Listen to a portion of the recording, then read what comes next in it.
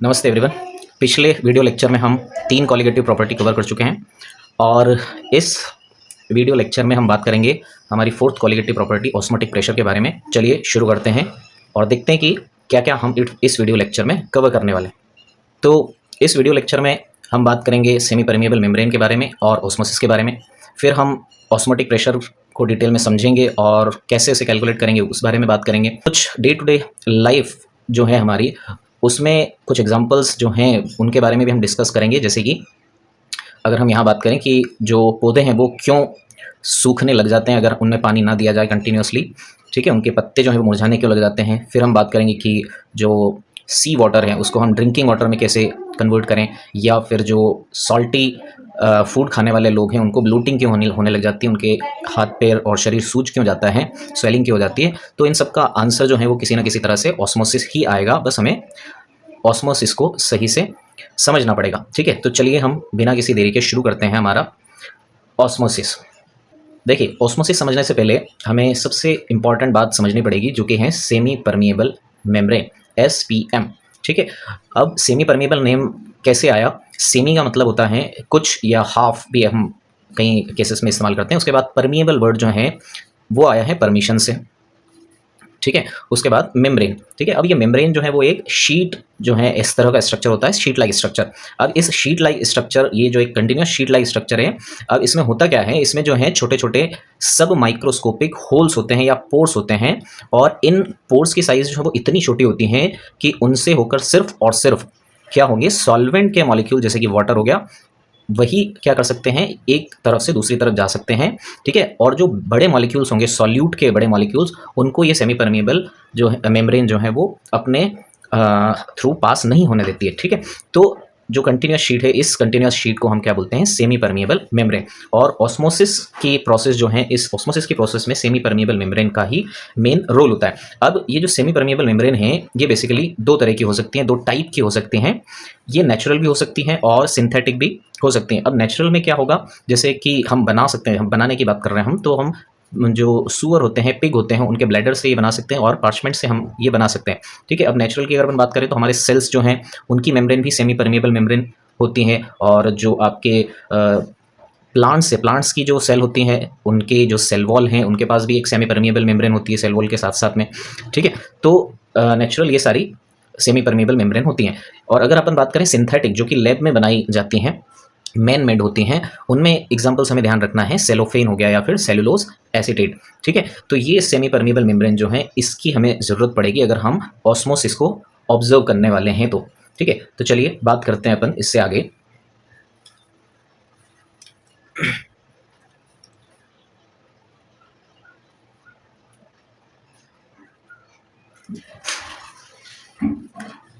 Okay, देखिए क्या है ऑस्मोसिस, ठीक है। तो ऑस्मोसिस के लिए हमें ज़रूरत पड़ती है दो सॉल्यूशंस की, ठीक है। दो सॉल्यूशंस की हमें ज़रूरत पड़ेगी, और ये जो सॉल्यूशन है इनके बीच में कॉन्सेंट्रेशन का डिफरेंस होना चाहिए, ठीक है। तो एक लो कॉन्सेंट्रेटेड सॉल्यूशन होगा और एक हाई कॉन्सेंट्रेटेड सॉल्यूशन होगा, ठीक है। और उन दोनों के बीच में हम क्या लगाने वाले हैं, सेमी परमिएबल मेम्ब्रेन हम लगाने वाले हैं, ठीक है। तो जो एक एपरेटस बनने वाला है फिर वो ऑस्मोसिस के लिए सुटेबल हो जाएगा, और उनके अंदर जो प्रोसेस होने वाली है उसे हम क्या बोलेंगे, ऑस्मोसिस बोलेंगे, ठीक है। तो अब होता क्या है इस पूरे के पूरे एपरेटस के दौरान, कि अगर आप इस डायग्राम में देखें तो एक तरफ यहाँ पे हमारे पास इस यू शेप्ड ट्यूब में प्योर सॉल्वेंट हमने लिया हुआ है, और इधर हम बात कर रहे हैं सॉल्यूशन लिया हुआ है जिसके अंदर सॉल्यूट, ठीक है, सॉल्यूट प्लस सॉल्वेंट है, ठीक है, इस सॉल्यूशन के अंदर। और यहाँ हमने बीच में क्या लगा दिया है, सेमी परमिएबल मेम्ब्रेन लगा दिया है, ठीक है। तो अगर हम इनिशियल स्टेज की बात करें तो कुछ नहीं होने वाला है, लेकिन अगर हम इसको थोड़ी देर रेस्ट में रखें या थोड़ा इसको हम समय दें तो एक्चुअल में होने क्या वाला है कि जो प्योर आपका सॉल्वेंट है इस तरफ से वाटर के मॉलिक्यूल सेमी परमिएबल मेम्ब्रेन के होल्स से होते हुए कहाँ चले जाएंगे, सॉल्यूशन में चले जाएंगे, ठीक है। तो ये जो प्रोसेस है कि सेमी परमिएबल मेम्ब्रेन से होते हुए सॉल्वेंट के मॉलिक्यूल्स का इधर से उधर जाना, ठीक है, उसे हम क्या बोलते हैं, ऑस्मोसिस। अब इसमें जो मूवमेंट हो रहा है सॉल्वेंट के मॉलिक्यूल का वो कैसे हो रहा है, अगर अपन इधर देखें तो ये प्योर सॉल्वेंट है, ठीक है। प्योर सॉल्वेंट ना भी हो तो ये क्या हो सकता है, एक लो कॉन्सेंट्रेटेड सॉल्यूशन हो सकता है। क्या हो सकता है, लो कॉन्सेंट्रेटेड सॉल्यूशन। अब लो कॉन्सेंट्रेशन वाला सॉल्यूशन, इसका मतलब क्या होगा कि यहाँ इस सॉल्यूशन में जो वाटर की क्वांटिटी है, ठीक है, वाटर की क्वांटिटी क्या होगी, हाई होगी, ठीक है। और क्योंकि ये सॉल्यूशन है, इसमें वाटर की क्वांटिटी कैसी होगी, लो होगी, तो हाई वाटर का जो कंसंट्रेशन होगा या फिर जो सॉल्यूशन का लो कंसंट्रेशन सॉल्यूशन होगा, वहां से वाटर के मॉलिक्यूल्स किधर जाएंगे, हायर कंसंट्रेशन वाले सॉल्यूशन के अंदर जाएंगे।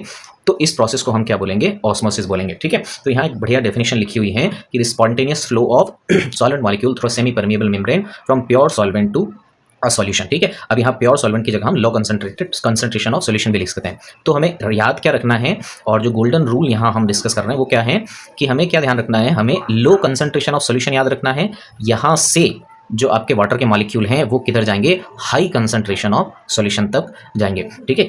जनरली जो चीज़ें मूव करती हैं वो मूव करती है हाई कंसंट्रेशन से लो कंसंट्रेशन, लेकिन क्योंकि हम सॉल्वेंट के पार्टिकल की बात कर रहे हैं ऑस्मोसिस में, तो क्योंकि लो कंसंट्रेशन में ही पानी की कंसंट्रेशन या पानी का अमाउंट ज़्यादा होता है, तो वहाँ से जो है पानी मूव करता है या सॉल्वेंट जो है वो मूव करता है। इस वजह से हम सॉल्यूशन की बात करें तो low concentration of solution, lower concentration of solution to higher concentration of solution जो है वो सॉल्वेंट के पार्टिकल्स मूव करते हैं, ठीक है। तो यही जो है मिस्टेक जनरली स्टूडेंट्स करते हैं कि वो क्या लिख देते हैं, वो high concentration to low concentration लिख देते हैं। तो इस तरह की गलती जो है आपको नहीं करनी है, ठीक है। चलिए, तो ये तो हो गया हमारा ऑस्मोसिस। अब देखिए आप कि अगर ये सॉल्वेंट के जो मॉलिक्यूल हैं ये लो कंसंट्रेशन से हाई कंसंट्रेशन में अगर जा सकते हैं तो क्या इनको हम रोक भी सकते हैं क्या, ठीक है। तो और अगर ये जा रहे हैं तो क्यों जा रहे हैं, ठीक है। तो बेसिकली क्या है कि एटमॉस्फेरिक प्रेशर यहाँ पे काम करता है और साथ में कंसंट्रेशन ऑफ द सॉल्यूशन भी काम करता है, ठीक है। तो अगर हम क्या करें कि सॉल्यूशन के ऊपर अगर प्रेशर लगा दें, ठीक है, सॉल्यूशन की तरफ हम अगर प्रेशर को बढ़ा दें तो क्या हो जाएगा, जो rate of flow of solvent molecule है इनटू द सॉल्यूशन वो क्या हो जाएगा, कम हो जाएगा। क्योंकि अब सॉल्यूशन के ऊपर हम क्या डाल रहे हैं, प्रेशर, और प्रेशर डालने से क्या होता है, वॉल्यूम डिक्रीज करता है। उस वॉल्यूम को डिक्रीज करने के लिए जो आपके सॉल्वेंट के मॉलिक्यूल हैं वो क्या होंगे, हाई कंसंट्रेशन से लो कंसंट्रेशन की तरफ मूव करने लग जाएंगे, ठीक है। तो ये जो सॉल्यूशन की तरफ हम प्रेशर लगा रहे हैं, अगर इस प्रेशर को हम इतना बढ़ा दें, ठीक है, इतना बढ़ा दें कि जो आपका सॉल्वेंट का मूवमेंट है वो क्या हो जाए, स्टॉप हो जाए, just to stop the movement of solvent from pure solvent to solution, ठीक है। तो अगर वो सॉल्वेंट के मॉलिक्यूल जो नेचुरली क्या कर रहे हैं, लो कंसंट्रेशन से हाई कंसंट्रेशन की तरफ जा रहे हैं, अगर उस नेचुरल फ्लो को हम सॉल्यूशन की तरफ प्रेशर लगा के क्या कर दें, रोक दें, ठीक है। तो ये जो प्रेशर हमने एक्स्ट्रा लगाया, इसी प्रेशर को हम क्या बोलते हैं, ऑस्मोटिक प्रेशर बोलते हैं, ठीक है। और ये तरह का क्या है, एक तरह का स्टॉपिंग फोर्स है। हम क्या कर रहे हैं, बेसिकली जो नेचुरली प्रोसेस हो रही है उस नेचुरल प्रोसेस को रोकने की कोशिश कर रहे हैं by applying force on high concentration solution, ठीक है। तो वो जो फोर्स कहलाएगा, उसी फोर्स को हम क्या बोलेंगे, उस प्रेशर को एक्चुअल में क्या बोलेंगे, हम ऑस्मोटिक प्रेशर बोलेंगे।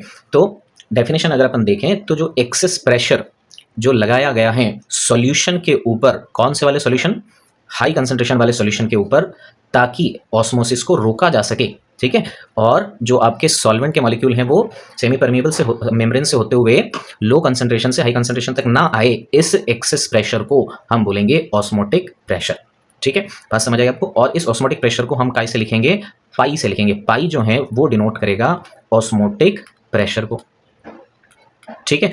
और ये प्रेशर कितना होगा, just to stop the flow of solvent, ठीक है। जो नेचुरल प्रोसेस हो रही है उस प्रोसेस को हमें क्या करना है, सिर्फ रोकना है। तो वही प्रोसेस, वही जो आपका प्रेशर है वो क्या कहलाएगा, ऑस्मोटिक प्रेशर कहलाएगा, ओके।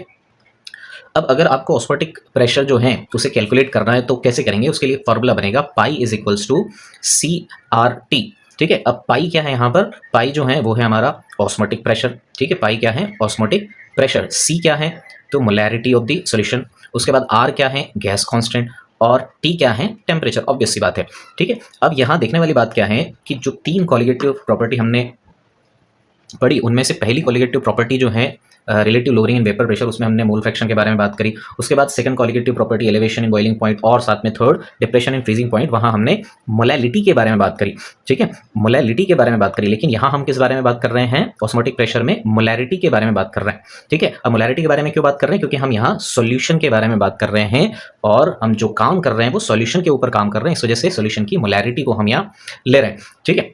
तो ये बात हमें ध्यान रखनी है कि जो ऑस्मोटिक प्रेशर जो हमारी कॉलिगेटिव प्रॉपर्टी है वो किस पे डिपेंड करती है, मोलैरिटी के ऊपर डिपेंड करती है। और मोलैरिटी जो है वो क्या होता है, number of moles per litre of the solution, ठीक है। और क्योंकि इसमें नंबर ऑफ मोल्स आ रहे हैं तो नंबर ऑफ मोल्स भी क्या इंडिकेट करते हैं, नंबर ऑफ सॉल्यूट पार्टिकल्स के ऊपर, और इसी वजह से ये क्या है, हमारी एक कॉलिगेटिव प्रॉपर्टी भी है। ठीक है, तो आई थिंक कि ये जो आपको फार्मूला है ये समझ आया होगा। तो ये जो फार्मूला है हमें याद रखना है, pi is equals to CRT।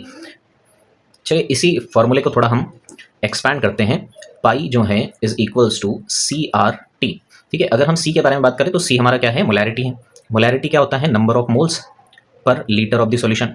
ठीक है, ये हो जाएगा सी की वैल्यू। तो अगर इस वैल्यू को हम यहाँ सब्स्टिट्यूट करें तो pi is equals to NRT upon क्या हो जाएगा, V।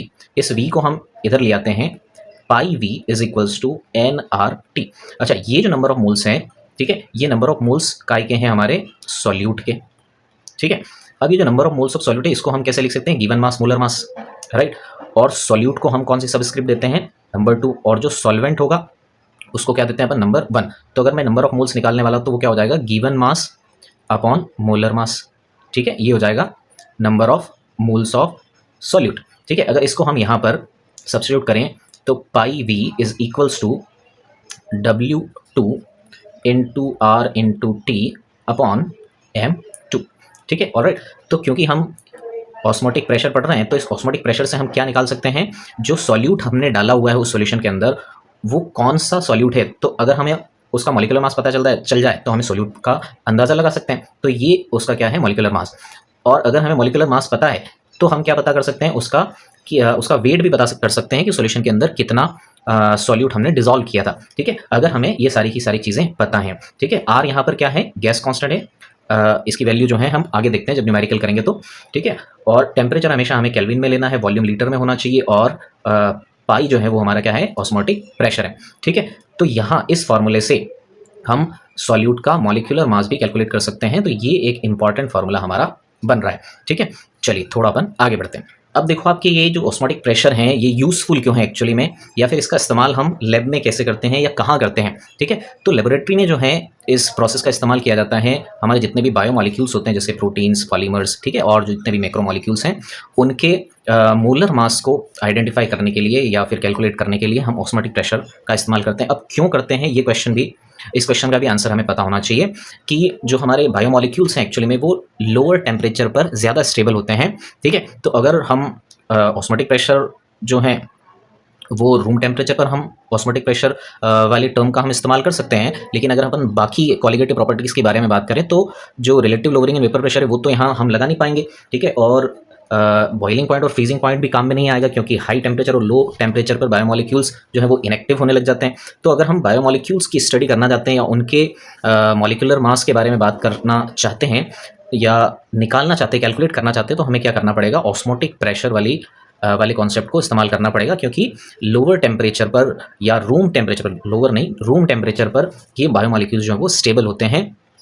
ठीक है, इस वजह से जो है हम ऑस्मोटिक प्रेशर का इस्तेमाल करेंगे लेबोरेटरी में to calculate molar masses of biomolecules. ठीक है, ऑलराइट, एक न्यूमेरिकल हम देख लेते हैं। Calculate the osmotic pressure of 0.01 m molar solution at 300 kelvin, जहां R की वैल्यू हमें क्या लेनी है, 0.0821 litre ATM kelvin inverse mole inverse. ठीक है, ये आपकी R की वैल्यू जो है यहाँ दे रखी। तो सबसे पहले हमें क्या करना चाहिए, हमें गिवन जितने भी वैल्यूज़ हैं वो लिख लेनी चाहिए। हमें C या फिर M कॉन्सेंट्रेशन दिया हुआ है, टेम्परेचर दिया हुआ है और R दिया हुआ है। तो हमें क्या करना है, सीधे एक क्वेश्चन है ये, तो हमें सीधा फार्मूला लगाना है, pi is equals to C into R into T, osmotic pressure का ये फार्मूला है। और C की वैल्यू 0.1 रखेंगे, R की वैल्यू 0.0821 रखने पर और T की वैल्यू 300 केल्विन जैसी रखेंगे तो पाई की वैल्यू जो है या ऑस्मोटिक प्रेशर की वैल्यू हमारी बन के आ जाएगी 0.2463 ATM। ठीक है, अब पाई जो है उसकी यूनिट हमेशा क्या आएगी, यहाँ ATM में आएगी। क्यों आएगी, क्योंकि R की वैल्यू जो है वो काय में है, ATM में है, तो जो पाई की वैल्यू वो भी काय में आएगी, ATM में ही आने वाली है। ठीक है, तो आई होप कि ये जो आपको क्वेश्चन है ये न्यूमेरिकल समझ में आया होगा।